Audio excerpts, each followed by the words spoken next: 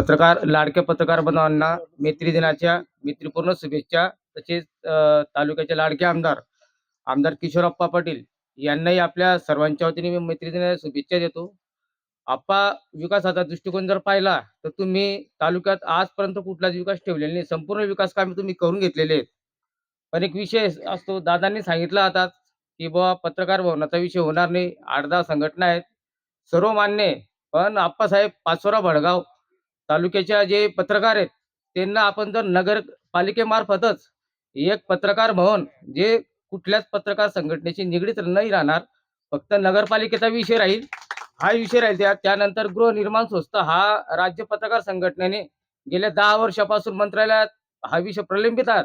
आणि आप्पा, तुम्हाला कुठलीच गोष्ट अशक्य नाही आहे. तुम्ही कुठलीही गोष्ट सहज शक्य करू शकता. आपण जर ते मनावर घेतलं आप्पासाहेब, तर नक्कीच पाचोरा, भडगाव आणि ग्रामीण भागातली जे पत्रकार आहेत त्यांना तुम्ही गृहनिर्माण संस्था निश्चितच आणू शकतात. हीच मी सर्वांच्या वतीनं आपल्याला प्रार्थना करतोय. आणि येणाऱ्या निवडणुकीत निश्चितच सर्व पत्रकारांचा पाठबळ आपल्या पाठीशी राहील, ही तुम्हाला ग्वाही देतो. आणि मी रजा घेतो. जय जय हिंद, जय महाराष्ट्र.